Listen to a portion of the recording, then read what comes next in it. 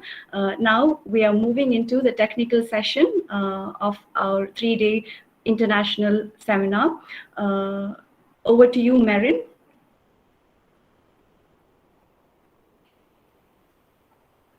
Good morning.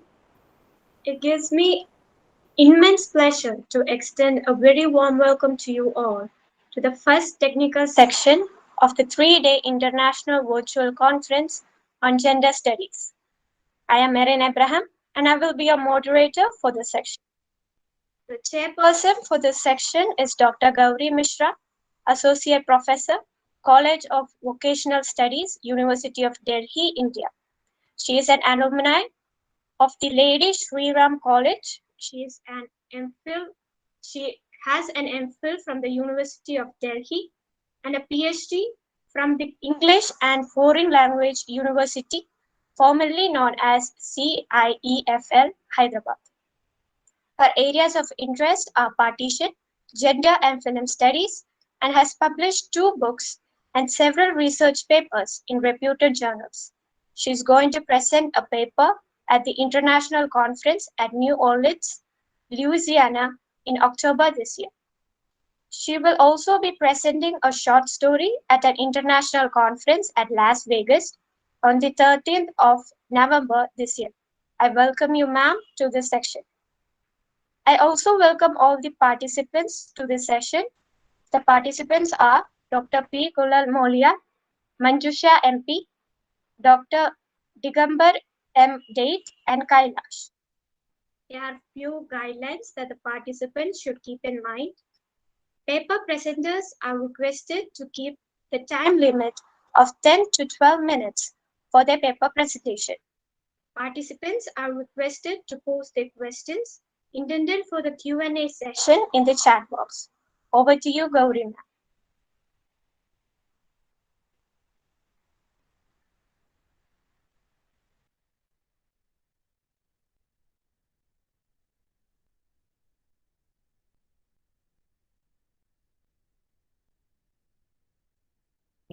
Forgot to unmute myself. Good morning, everyone. It's my privilege to be here to join this virtual international conference. I'm thankful to Dr. Regin Silves, the president of Cape Comorin Trust, Dr. Lena Matthew, principal BK College, and Dr. Sister Mary Jacob, head of the English department, principal BK College, for giving me this opportunity to be a part of this conference. We've had some really invigorating sessions since morning. Dr. S.K. Ramani and Ms. Sasha Kaluri both have given us lovely insights into the socio-legal perspective of gender inequality. And Ms. Sasha Kaluri has talked about the impact of women during pandemic in Australia. I think all of us have really been able to relate to what Ms. Kaluri has talked about, the role of women and how it has impacted us in the pandemic. Women have always been multitaskers. And thank you so much, Ms. Kaluri, for your session. Without wasting any more time, actually, I just wanted to, mention one quote from Simone de Beauvoir's The Second Sex. And she said that women are not born, women are made. A woman is not born, she's made. And this whole idea of making a woman is something that we can relate to gender studies.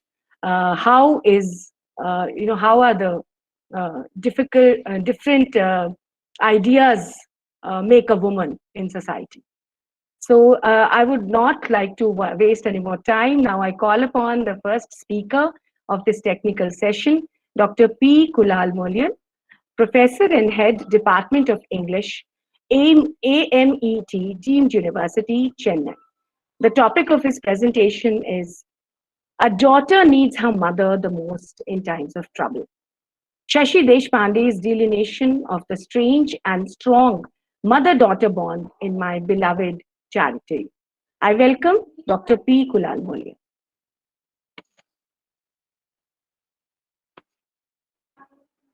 Please, sir, you can begin.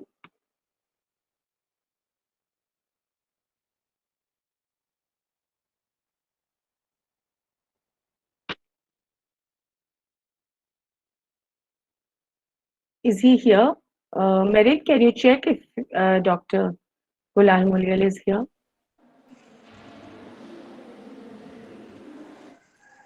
Merin. I won't find him here. Uh, okay, so I'd like to move on to this Next. next speaker, who's Manjusha MP, Assistant Professor, Krupa Nidhi Degree College, Bengaluru. The title of her presentation is Clash of Hegemonic Masculinity in Mahesh Dattani's Dance Like a Man. Manjusha, are you there? Yeah, ma'am, I'm there. Yeah, please start. Thank you. Yeah, good morning, everyone. The title of my presentation is Clash of Hegemonic Masculinity in Mahesh Dattani's Dance Like a Man. The objective of my presentation is to unveil the clash of hegemonic masculinity, gender discrimination, and individual identity in the play Dance Like a Man, written by Mahesh Dattani. Contemporary theories on gender, however, consider gender as a social category wherein the society assigns certain specific or designated roles for each gender, and individuals are expected to conform to these established roles.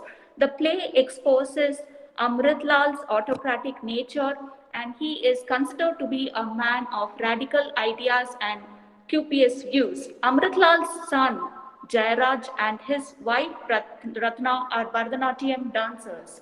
In the early 1950s, Bharatanatyam was considered. Aishwarya ma'am, you've just raised your hand. Am I audible?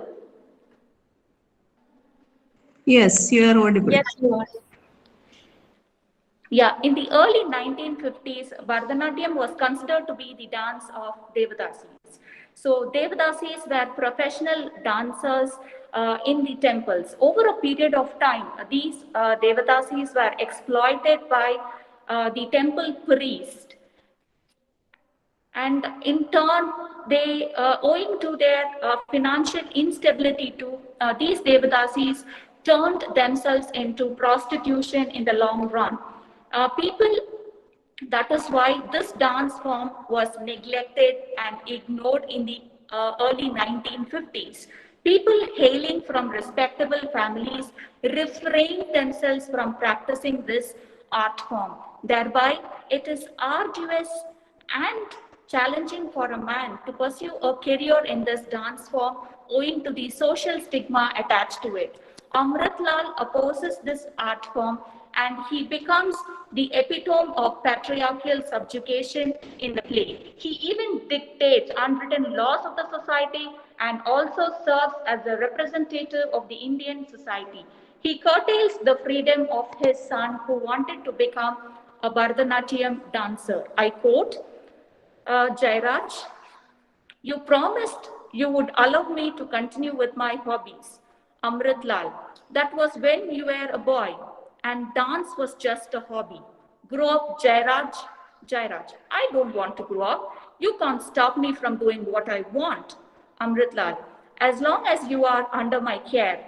In our society, it is generally regarded that men and women are fundamentally different from one another, and additionally, they do have fixed traits which categorizes them as men and women.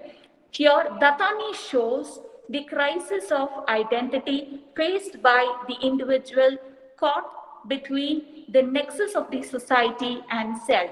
The playwright also exposes the system of gender binaries and projects the views of the society about the art form of dancing. In the words of Amrit Lal, I quote, a woman in a man's world may be considered as being progressive, but a man in a woman's world is pathetic. Thereby, Jairaj struggles owing to patriarchal subjugation, repressed desires, and the traditional construct. Amrit Lal also has an objection with Jairaj's desire to grow his hair long, as it would enhance his abhinaya. But his father reiterates the fact that having a long hair is associated with femininity. which also serves as a threat to Jairaj's manhood. Amrit Lal reiterates the concept of manhood stipulated by the society and the social stigma attached to the art of dancing. Amrit Lal, I quote, "Where is your dance going to lead you? I would like to see what you have wanted to do. But there comes a time when you have to do what is expected of you. Why must you dance?" So Amrit Lal's belief in established gender roles such as playing cricket was considered to be associated with masculinity. On the other occasion, the mentor of Jairaj in Dance Like a Man, he keeps a long hair to enhance the Abhinaya, but Amrit Lal derides him and he fails to appreciate the nuances of art present in an individual. Through the words, I quote Amrit Lal, "All I am saying is that normal men do not keep their hair so long. I've also noticed the way he walks. Amrit Lal even plots with Ratna in order to make Jairaj a more manly. Ratna and Amrit Lal play pivotal roles in destroying Jairaj's career as a dancer.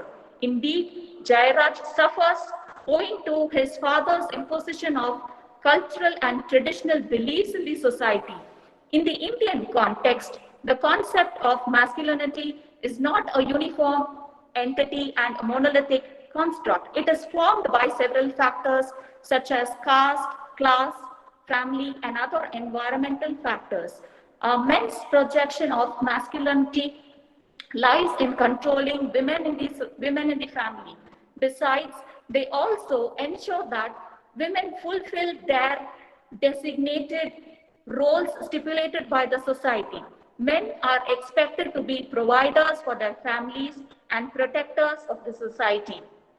Thus, the play delves deep about the concept of gender and the clashes that happen in a man's life owing to the existing societal norms and customs. Thank you.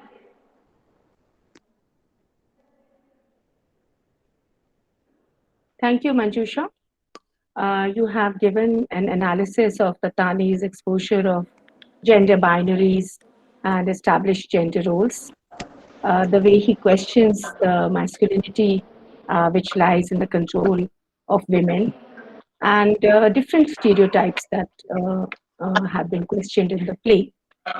Are there any questions that anybody would like to ask Manjusha?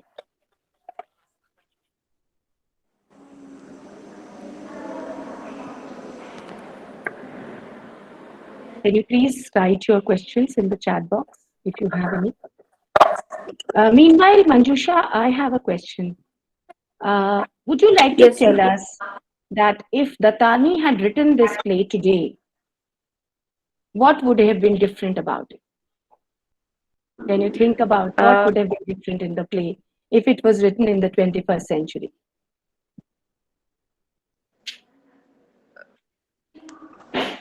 Probably the ideology of people do changes with time. For instance, you take the dance form. Yeah, we no longer consider this art form to be associated with devadasis. Yeah, who were professional dancers, or they were even considered to be prostitutes at that point of time. So probably when suppose if we had to write a play at this point of time, definitely I feel that people will have an open idea about this art form, and they would not have any prejudiced views or prejudgmental views about the art form which existed in the late 1950s or so. Very good, Manjusha. Thank you so much. Thank you, ma'am. Anybody else who would like to ask a question?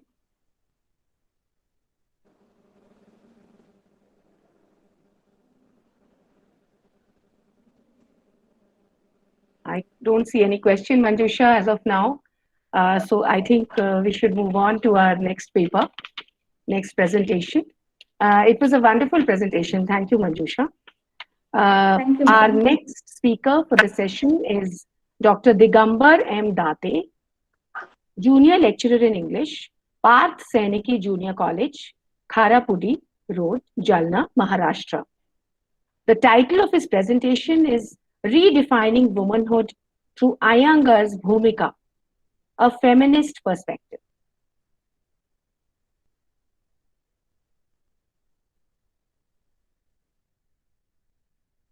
Am I audible, ma'am? Hello? Am I audible? Yes, sir, you are audible. Please continue. Okay. Thank you, ma'am. First of all, I extend my deep sense of gratitude to all the respected members of the organizing committee for giving me an opportunity to present my views through my paper. The title of my paper is Redefining Womanhood Through Iyengar's Bhumika, a Feminist Perspective. Aditya Iyengar is a well-known Indian fiction writer who mostly writes about Indian mythology. His novels depict history and historical characters from the epics Ramayana and Mahabharata. His fictional creation comprises five critically acclaimed novels: The 13th Day, Palace of Assassins, A Broken Sun, and The Conqueror. Iyengar's latest novel, Bhumika, was published in 2019. The novel Bhumika was shortlisted for the Mathrubhumi Book of the Year 2020. The aim of this research paper is to explore the novel Bhumika to analyze how the writer has redefined womanhood in a new context through the feministic point of view. In the novel Bhumika, as a writer, Iyengar skillfully questions the overall socio-cultural and political domination of men. Consequently, Bhumika, as an embodiment of a powerful woman who resembles today's well-educated woman with modern views, directly changes the biased social norms.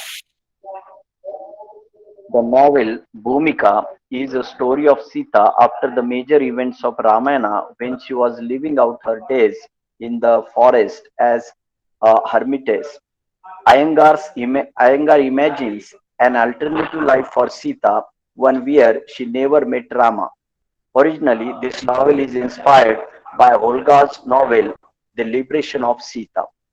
The novel Bhumika is divided into four parts. At the beginning of the novel, Iyengar has depicted Sita's original historical life, where Sita, in Valmiki's ashrama, is asked to watch a play performed, which was based on the eternal love story of Ram Sita, an account of love and sacrifices.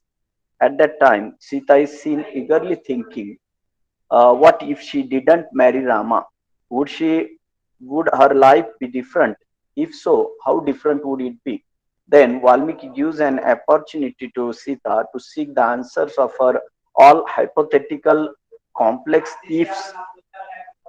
Later, as the story develops, Iyengar brilliantly unfolds an alternative life for Sita, where she never met Lord Rama, leads her independent life as Bhumika. As an independent and self-esteemed queen of Mithila, Bhumika stood up firmly with her people for the removal of gender biases in a male-dominated society of Mithila. Feminist base of the novel appears initially as Iyengar questions the way Rama treats Sita as he seems suspicious about Sita's character and due to public pressure abandons her. As in the novel, Sita questions, why does the purity of Sita matter so much to the world minstrel? Why does it matter so much to Rama? Can you answer me? Let me ask you a question now. If you were Sita, would you still love Rama? After all, this after all this, though this question is raised in the novel regarding the mythological relationship of Sita Ram, still it has a great relevance in today's modern age. In the present dynamic society, sometimes we still hear about such biased moral social norms which are being used to target and criticize only women for their adulteries. On the other hand, generally the men are not criticized as much as the women are. Despite the mistreatment given by the husband, why society always expects unconditional love and devotion only from the wife? This is a million-dollar question.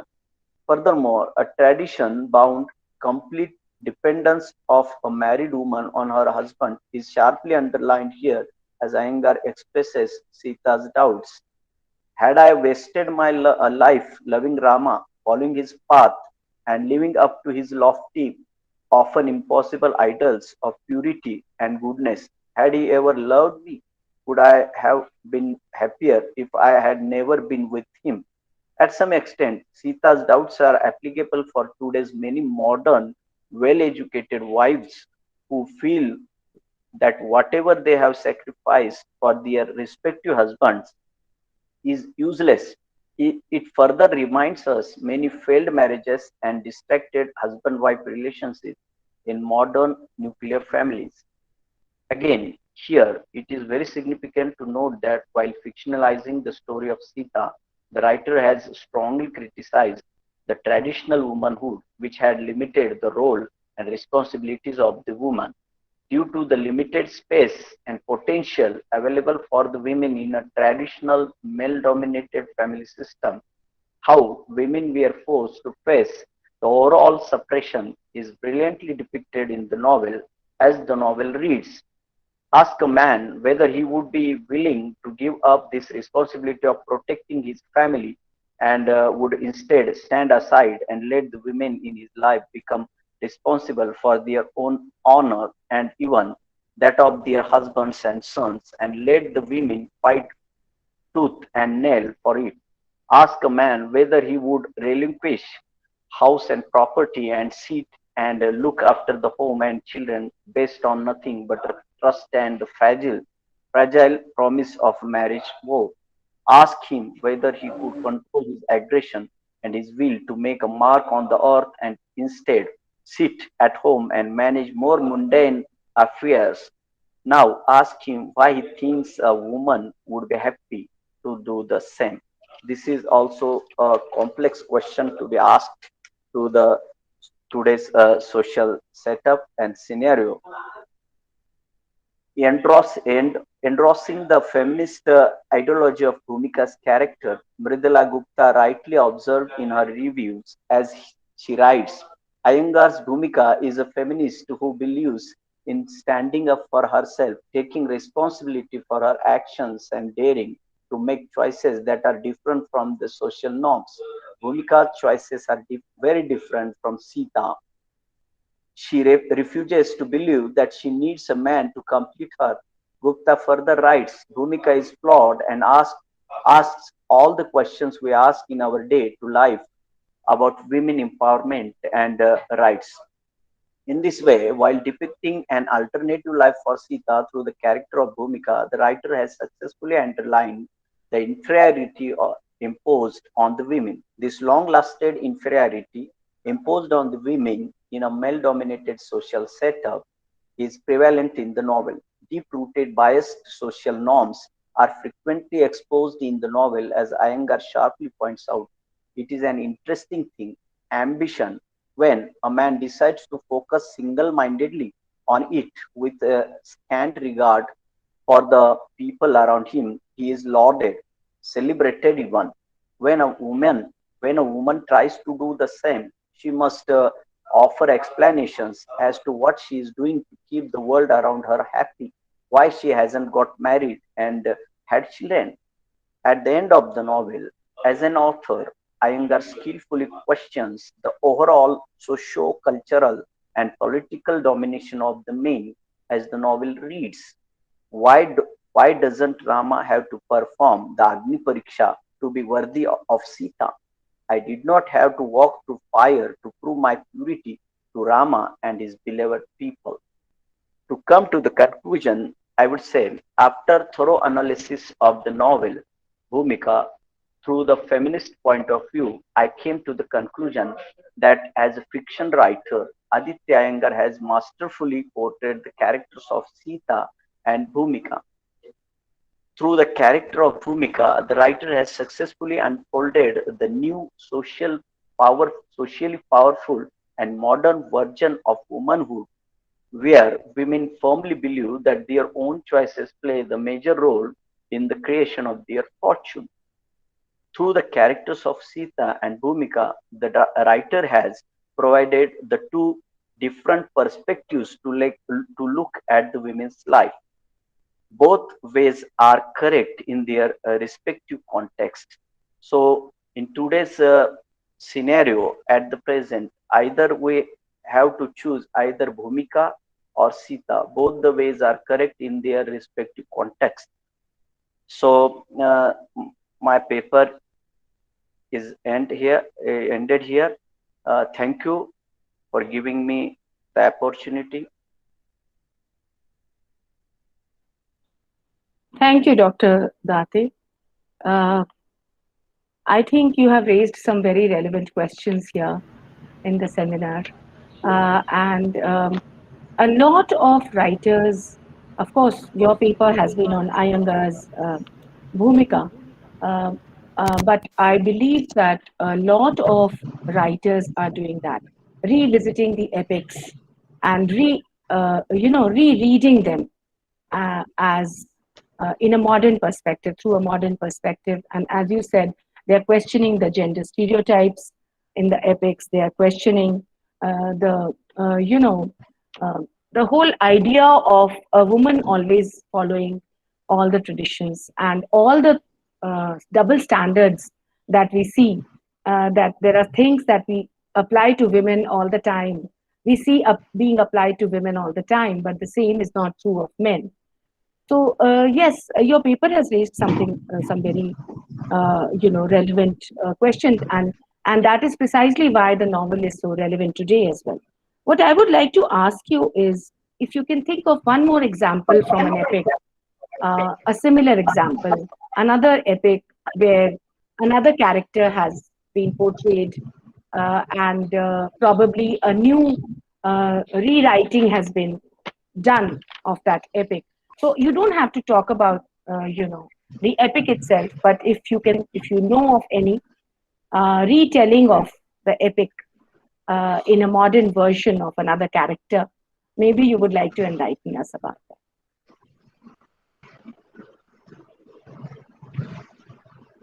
You are muted. You are muted. Please unmute yourself. Sorry, in the same novel, I think there is also Rama's character is portrayed differently, quite differently, and there is Ravana also, and their Okay. point of views are very interesting. While Bhumika in the second version or different version, Bhumika is the embodiment of the woman who stays alone if she not met Rama at all. So how her future would be. So in that portrayal, fictional world, the writer has portrayed how the Bhumika go ahead with the collaboration with Ravana and all that. So her highlighting the independence of Bhumika. He also throw the light on the character of Ravana also, and at some extent how Ravana's views are also relevant. So I think Rama Yes, absolutely. is also justified. The character of Rama is also justified in the novel in another point of view as an idol and Okay. as an idol king. How he is forced, morally forced to do whatever Mhm. he has done to her wife. Right. Yeah. Absolutely.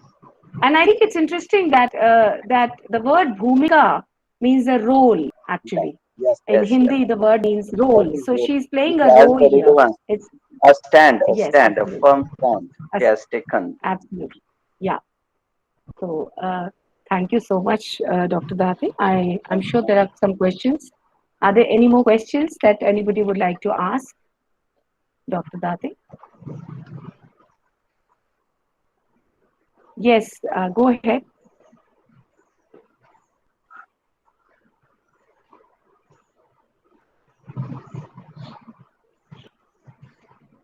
If anybody Yes, asks Mr. Manto, any please go question, ahead. You want to ask a question?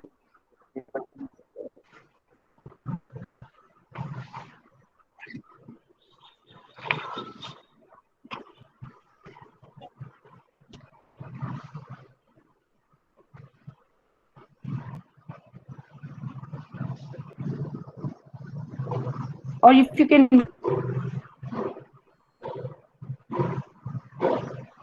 make an observation, that would be acceptable as well. Please make an observation, a comment, a question, anything. Yes, I think Mr. Manto. Sam Manto, yes, please go ahead. Go ahead. We can't hear you, unfortunately. You're not audible. yes, yes. Let me just read it.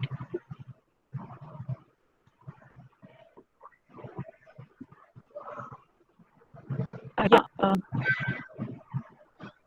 just 1 minute. It's taking some time loading the messages.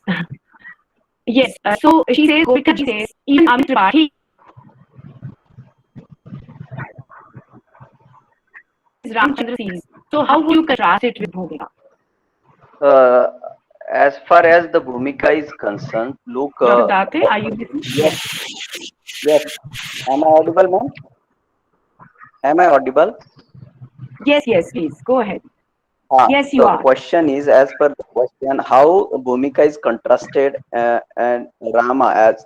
So, as far as the Bhumika's role is concerned, Sita stands for a typical and traditional and a very limited role to play in a familial, what we call day-to-day familial activities and in society also. But as far as the Bhumika is concerned, Iyengar portrays Bhumika a free woman, and who is very, very stronger.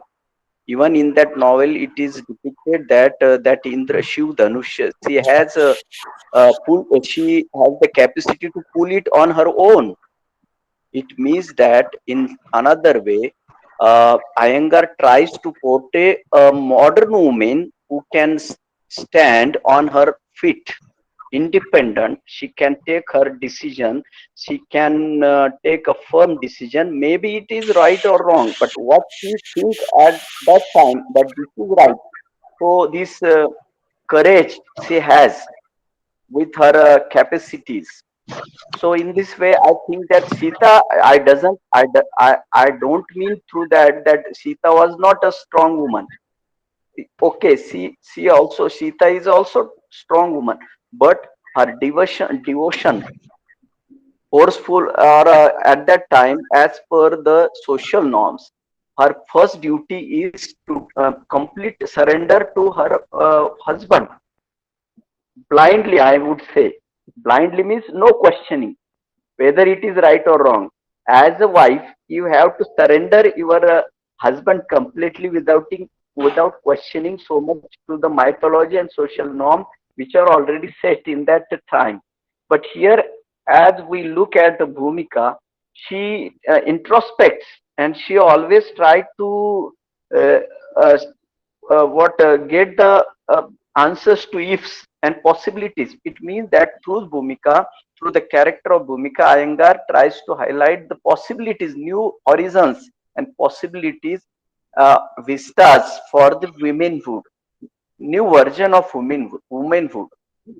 Typical womanhood is very, very narrow and male dominated. But this new womanhood, the definition of new womanhood is as a human being, she has each and every liberty and to use her potential and whatever abilities she naturally possess, whether in politics, in financial matters, in familial matters, whatever it is. Right. So you have in this another way, I question. contrast. Yes. Yeah, please go ahead. Sorry. I'm sorry. Yeah, please. What is the question? Can you read for me, ma'am? Yeah, it's even Amit Tripathi had written an improvised version of Ramayana in his Ram Chandra series. So how would you contrast? Have you read Amit Tripathi's Ramchandra series? Uh, uh, I humbly agree. I humbly, what we call, I don't go through the text since I have Right. not read at all. Yeah, So that's would all not right. be I think proper. It would yeah, not be you've proper dealt with on the this stage question quite to well. comment anything. To comment anything Yeah, on that issue. right. You have another question from Amala Thomas. So she Yes. says, can we find any signs of women uprisings in this text? Does the work stand for the urgency of women empowerment? Apprises means I can't Uprisings, understand. uprisings, movements, Yes, yes. any Up, sign of any uplift, movements? Yeah. upliftment in the sense. Not really, sir. It means uprising is basically a movement, something Yes. urgent, something which a rebellion that women have shown Uh, in this so, text. Is so there anything like that? while studying this novel, I would say that the urgent issue is to focus on is that why always we are forced only women, particularly wives, when the responsibility is same, either husband and wife, and only we are targeting, and why we are always expecting only one side, one will uh, to sacrifice more. So most of the time, it is our responsibility that sometime men are responsible for any mistakes, but we at a certain extent we are uh, neglecting the mistakes done by the male, and always expecting sacrifice and whatever the solutions we are expecting only from the women. That is the I think the question, and that is the issue we must think upon. We have a little limited time, Dr. Dati, so I would like to now move on. Thank you so much for your presentation. We really Thank enjoyed thank listening to you and thank you answering all the questions. Yeah. thank So you the next thank you presentation organizer. is by Kailash. Yeah, you're welcome. Kailash, who's a research scholar in School of Human Studies, Dr. B.R. Ambedkar University, Delhi. The title of his presentation is Experiences of Humiliation Among Dalit Males. I welcome Kailash. Please go ahead. Uh, Thank you very much, ma'am. Uh, Thanks to all the honorable teachers and my colleagues. I am presenting the paper titled Experience of Humiliation Among the Males. This paper is actually uh, done with male and females, but I am here present only for male perspective. Uh, First of all, I would like to explain what is humiliation. I am audible? Hello? You are audible. You are audible. Okay, ma'am. Okay. Uh, Humiliation. It is a highly complex and largely unexplored phenomena, and it easily confused with us with discrimination, rejection, and degradations, etc. It takes different forms and varies in degrees depending on the specific nature of social context. A person can be humiliated by others in the form of words, gestures, and actions, and even by a simple silence. Okay. The differences in caste, religion, gender, age, and other status consideration are separate categories related to the prevalence of insult or humiliation. There are some definitions uh, given by some scholars like Gopal Guru suggests that humiliation is not such a physical or corporal injury that could see separate apparently. In fact, it is more than mental psychological injury that leave a permanent scar. We can characterize humiliation According to Lazare, 1987, he suggests some experiences of humiliation involved in five characteristics. First is visual exposure. Second, feeling reduced in size. Third, being found deficient. And fourth is being attacked. And last is an avoidant response. Humiliation of Dalit is in the lived experience, where is no element of choice or freedom is associated with it. Dalits have to live in whatever the situation is given to them. Okay, now we would like to explain about what is experience. Experience consists of many elements such as the subject who experience as well as the structure and content of the experience itself. Lived experience is very important in this phenomena. The lived experience should be seen as the experience of being a subject and not an experience by a subject or about a subject. It is not about what there is, but it is about what there is not. It is not about freedom of experience, but about the lack of freedom in the experience. Sundar Sarukai 2012 says, a person cannot have a Dalit experience unless he is a Dalit himself, or at least experience what it means to be a Dalit subject with no choice to be otherwise. Experience can be least experience what it means to be Dalit. Experience can be broadly classified into two forms. First is which arise from the being in a situation which is not created by the Dalit. Like us, the experiences which are not created by us, like as a person who take birth in a Dalit community. And second type of experiences are that which are created by us. For example, as we take liquor and we feel the experience.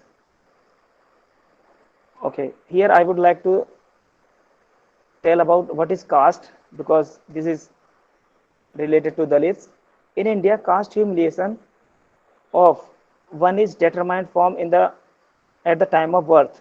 Caste starts its to play its role since the birth of a child in Hindu religion.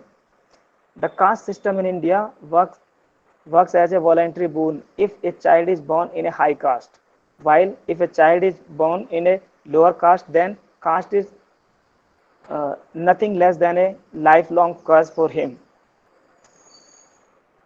However, in which caste one will born, no one knows. After independence, the Indian Constitution declared all these varnas illegal. Article 15 of Indian Constitution ends all kind of discrimination on grounds of religion, race, caste, sex, place, birthplace. There are some studies who define the humiliation in a form or the extent of humiliation. Like Jacob 1983 finds from his studies that humiliation is associated with repeated failure over many years, contributed in his judgment to emotion feelings of exposure and low self-esteem. Helen Levy's 1976 signifies that humiliation leads to depression in the children. She said that during in the state of humiliation, they unexpectedly generally attain the quick anger. In this state, they are not aware about their surroundings. According to Sporus 1988, almost every eventually lost control after being humiliated for a long time, due to which they feel unable to get satisfied. Such humiliated persons commit acts of delusion, personal depression, serial killings, and other forms of murderous violence. There is a study done by I.P. Desai in Gujarat rural. He concluded that there is a more discrimination in every structure of life in the private sector, that is, than in government organization. He found in his studies that over 90% of villages, Dalits were not allowed direct access to common water sources. He concluded that attitude of Hindus to public dealing had at least changed, but their perception of untouchability had not changed. Many Dalits are still engaged in the occupation which are traditionally assigned to lower castes.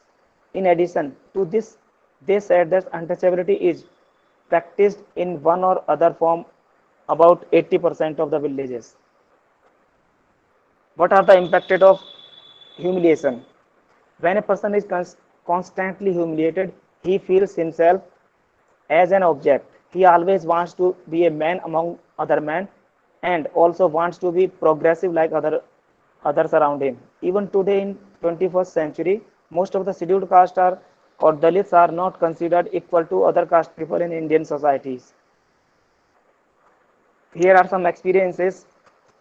Dr. Ambedkar about the insult in a Parsi inn. Even he says, remind that even after the 18 years of bad memories, he has not succeeded in fading away. I he he can even now vividly recall it and never recall it without tears in his eyes. It was the first time when he learned that a person who is an untouchable to a Hindu is also an untouchable to a Parsi than other community.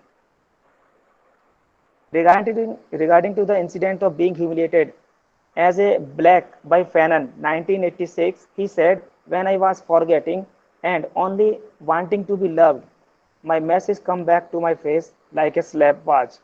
The white world, the only one, barred me from all participations. I expected to be treated like a black man, or at least like a nigger. There is a concept of humiliation theory given by Scaff 1987. He says that there is extreme anger in which a child is unable to adjust in his environment. Internally, it converts into the form of depression, hate, emotions, instability, and cruel behavior. The children use this form to careful attack on hating fantasies of someone undoing the wrong. According to Spores 1988, confused serial killings and other form of murderous violence are act of personal hopelessness performed by humiliated individuals. Almost all finally lost their control over what they have insulted for a long time, for which they feel unable to get satisfaction in any other way. Now conclusion. A Dalit person starts getting experience of facing caste humiliation at the age of 7 to 8 years. There is not much understanding of these first caste experiences at this age. They share these experiences with their parents or friends. They do not feel humiliated at that time, but when they reach adolescence, they have some knowledge of social structure. The second time they face caste humiliation or and other experiences related to this when they were in college or schools or their workplace. They are now well aware of these experiences. These adolescents' experiences of caste humiliation are automatically linked to experience of childhood caste humiliation. Thus, the Dalit gets to know about the cruel childhood experiences of how a person from other caste had treated him. Dalit gets to know about the cruel childhood experiences, how they have humiliated. They analyze of these experiences created panic in the mind of Dalit, and now he start thinking deeply on these issues. If he choose the right path, then they provides a new direction to the society, and if he works on the wrong path, they gets inspired to commit antisocial behavior. Uh, that Dalit women have been thrashed, killed, raped, harassed, and humiliated without playing any role in forming these orders, control of caste system or customs, other social systems, etc. Despite all these incidents, the Dalit community managed to overcome its historical woes and nurtures the younger generation to act with love and compassion towards others. We need to understand the collective experiences of Dalit survival before to know about the catastrophe of the caste system. Amidst the generation of inferiority imposed upon Dalit minds, even though they were unable to survive, this is their hope for change in the next generation. It is the unwritten determination of the community to be contest or devoted to this principle of love. It is Dalit love that has kept the community alive and graded against complete destruction. Thank you.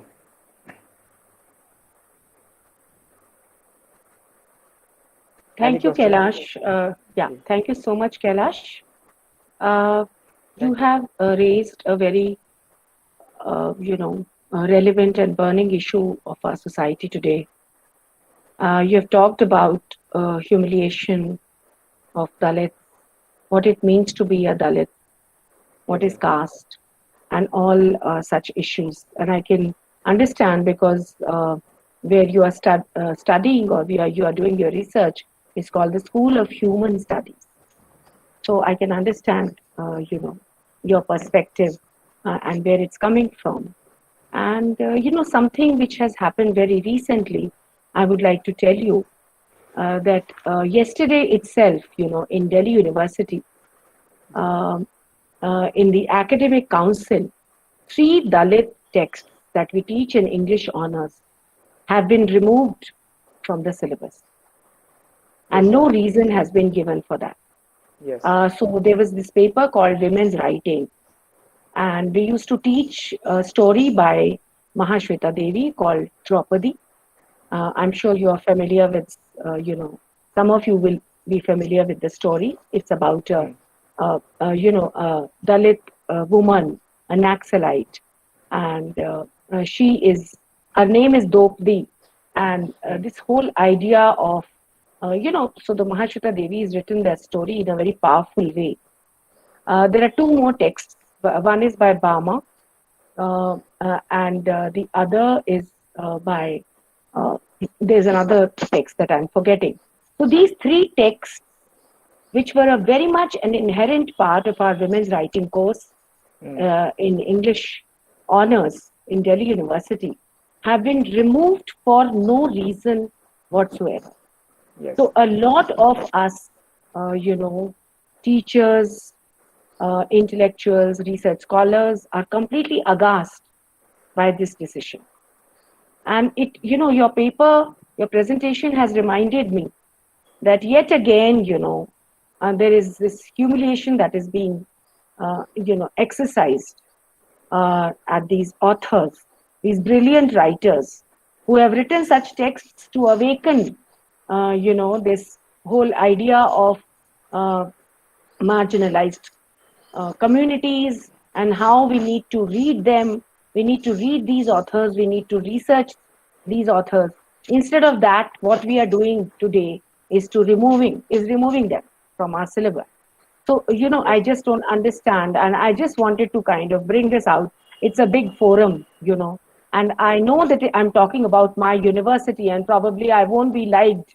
If somebody hears that I'm talking like this about my university, it would probably, it's not politically correct, to talk Yes, about sir. your own university like that. But I am one of the dissenters. I feel that it's extremely important to read marginalized writers who have written such relevant texts about Dalits. And yes, you are right that this kind of humiliation has always been faced by the Yes, sir. Dalits. So this was just an observation that I wanted to make.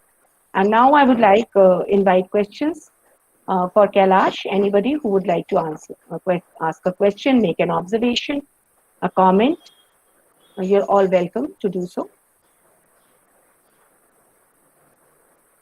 Anybody who would like to ask him a question?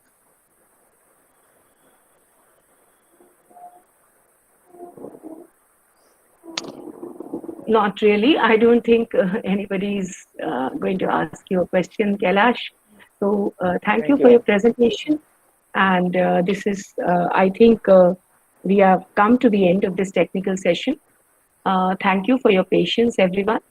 I really enjoyed listening to all these presentations and being with you, all of you. Thank you. Please, on to you, Meryl. Yes, thank you, ma'am, for accepting our invitation and sharing the session and giving your valuable insights. Thank you all the participants for presenting their papers. Once again, thank you. Have a great day ahead. This is the end of the first session.